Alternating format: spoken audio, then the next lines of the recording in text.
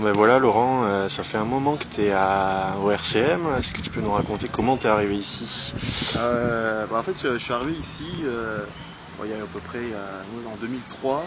Je cherchais un club de rugby parce que j'ai joué au rugby en France universitaire. Puis je voulais reprendre ça. En 2003, j'ai fait une petite recherche, je suis tombé sur des clubs Montréal. Puis l'aventure a commencé.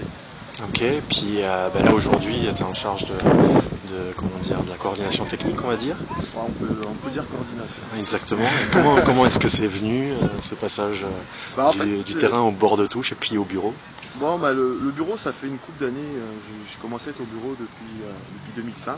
Okay. C'est venu par envie. Quand j'étais étudiant, je participais à beaucoup d'activités sociales étudiantes. Même quand j'étais au lycée, je participais à des activités aussi. Puis j'ai toujours parti d'une association. Donc je me suis dit peut-être que je pourrais apporter mon expérience justement dans ce genre d'organisation.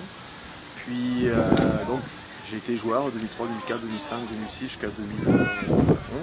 Ok. Là, je me suis blessé au genou. Puis bon, là depuis, c'est pas vraiment une reconversion. J'aimerais rejouer un peu cette année. D'accord. Mais la blessure, j'ai aussi l'implication à la Fédération Rugby Québec en tant que vice-président technique. Et donc en fait c'est le lien justement avec la coordination technique du club. C'est parce qu'à la fédération je le fais déjà. Ok, ça se fait naturellement. Pour provincial.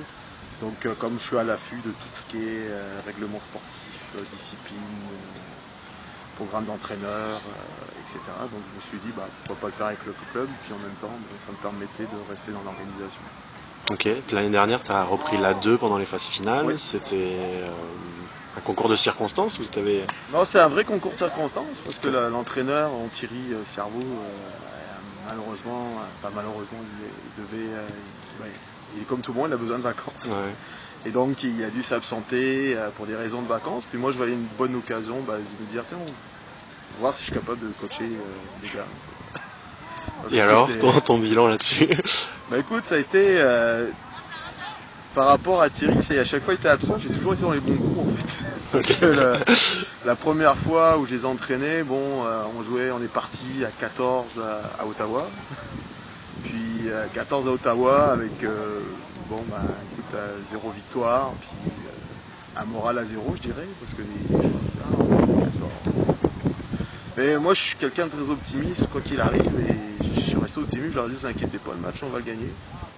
Avec Eric Pagès qui était entraîneur de la 1, il me dit Laurent, je suis désolé, je peux pas te donner plus de joueurs.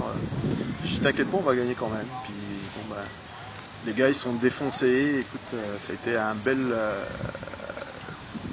beau monde de sport d'avoir vécu ça en tant qu'entraîneur, quand tu vois 14 gars qui se défoncent pendant 80 minutes. Il y a eu une gestion très psychologique. Aussi, mais je pense que les gars ils avaient conscience aussi, il y avait comme un espèce ils en avaient marre de perdre aussi. Même à 14, ils en avaient marre de perdre, puis ils sont vraiment sortis l'énergie qu'ils avaient, tout ce qu'ils avaient ce jour-là. Parce que la parole de l'entraîneur au début du match, ça fait le début de match, mais ça fait pas le match au complet. Donc après, c'est aux joueurs puis les leaders de l'équipe de canaliser cette énergie pour créer une synergie collective et une émulation collective aussi pour justement donner le deuxième effort qui va faire qu'on va gagner. Ok. Puis cette saison, finalement, un nouveau staff qui arrive, plus ou moins, en tout cas. Avec Vincent Olivier et Étienne. Moi, je fais un peu partie du staff aussi. Rudy, qui a beaucoup d'expérience, fait partie quand même du staff aussi au niveau des hommes. Au niveau des femmes, Simon Audrey. Puis c'était un petit peu l'inconnu finalement, parce qu'il y avait... Oui, ça a été l'inconnu, parce que justement, Olivier est arrivé, et donc lui il arrive avec son expérience de France, ça fait 10 ans qu'il coach, mais en France. Et là il a bien vu que le rugby au Québec c'est pas comme en France. Le rugby au Québec c'est un sport d'été, donc beaucoup de gens en vacances, donc beaucoup d'incertitudes le mardi, le jeudi, le samedi. Donc, il a fallu que ça donne. D'accord. Et puis au début de la saison, du coup, qu'est-ce que c'était les objectifs? Est-ce que vous en y avez fixé? Au début, l'année d'avant, on avait terminé 3e du groupe là, au niveau des garçons. on s'est dit si on a quelques bons joueurs qui arrivent à se greffer au collectif, peut-être pourquoi pas viser une deuxième place. Mais on visitait pas la montée parce qu'on savait que au niveau de la montée ça serait difficile parce qu'on n'a pas pour l'instant d'ossature de joueurs cadres pour poursuivre après. Mais de faire une bonne saison, puis d'arriver dans la deuxième, troisième place, puis après arriver à la coupe, puis de jouer la coupe pour la gagner, de se donner les moyens de jouer la coupe pour la gagner. Donc en terminant troisième, on se donne les moyens de jouer la coupe pour la gagner. Ok, donc ça c'était au début de saison. Puis il y a eu quand même des difficultés au début ça fait. Ah Salut. Au début, oui, effectivement, ça a été extrêmement difficile. Commencer la saison avec un 69-0 d'entrée de jeu, c'est vrai que ça a coupé les jambes. Mais je dirais que les 3 défaites, en fait, a quand même eu l'effet de resserrer les gars parce qu'ils se sont dit non, on va pas passer notre saison à perdre. Donc finalement, ils sont resserrés, ils sont venus à l'entraînement, ils se sont investis aux entraînements.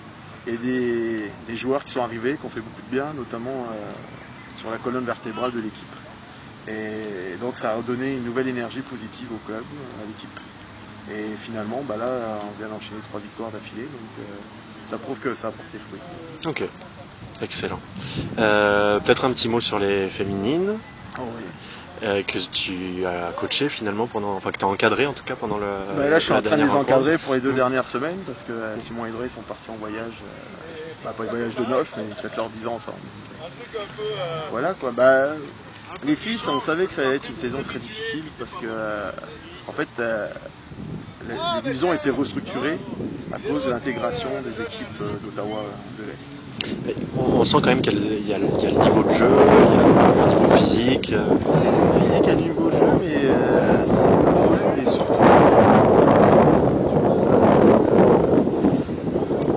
le deuxième effort qui fait qu'on va marquer un point, qui fait qu'on va marquer des points, qu'on va faire mal à l'adversaire mentalement, c'est ça qui manque.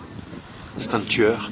C'est ça, c'est vraiment ça, et c'est pas nécessairement facile parce que les équipes en face sont très, très guerrières en défense. Donc c'est un cap à passer mentalement. Chance pour les filles, certaines filles, je pense que ça va les débloquer psychologiquement pour la saison prochaine parce qu'elles auront joué dans une division plus difficile. Puis notamment, il y a des nouvelles joueuses aussi, mais intégrer de nouvelles joueuses dans ce contexte de division difficile, c'est pas évident. Donc ce qu'il leur faudrait, je pense, aux filles, c'est vraiment d'avoir une deuxième équipe. Une pour faire une formation, puis une pour dire là j'ai une équipe compétitive et les filles qui sont là vont faire la compétition. Et quand tu n'as qu'une seule équipe, ce qui se passe, c'est que comme toutes les équipes, quand tu n'en as qu'une seule, t'en as qui viennent là pour compétitionner, t'en as qui viennent là pour faire du social. On a déjà eu 2 équipes féminines au RCR ? Non, jamais. Okay. Jamais, mais en étant sur Montréal, je pense qu'il y a moyen. Après, il faut travailler. Il faut travailler. L'année dernière, c'était pas loin. Il y avait 30 joueuses inscrites. Il y en a une dizaine de plus cette année. Ça aurait été possible. Mais là, finalement, c'est l'effet inverse qu'il y a eu. Donc, elles sont plus de 25, 26. Donc, on a des fins de semaine où on est plus 19, 20. Très rare. Donc c'est difficile justement d'avoir, quand tu as peu d'effectifs et d'avoir un championnat aussi difficile, tu peux pas donner un deuxième souffle à ton équipe. Et c'est ça qu'à un moment donné fait que tu payes en fin de match, parce que c'est peut-être l'énergie qui aurait fait en sorte qu'on aurait peut-être pu marquer dans les 10 dernières minutes, au lieu d'être toujours sur le reculard à cause de la fatigue.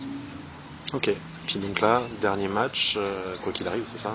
Ouais, dernier match. Dernier match quoi qu'il arrive, puis je pense que les filles elles ont conscience qu'elles ont le potentiel mais qu'il manque un petit quelque chose. Puis je pense qu'elles veulent finir la saison sur une bonne note. Elles veulent une victoire. Puis la semaine dernière à l'entraînement, elles ont été très assidues, très à l'écoute. Donc, je pense que ce soir aussi, puis jeudi aussi, elles ont une volonté de gagner. Excellent. Et Laurent, merci beaucoup. Plaisir. Puis, à bientôt. À bientôt.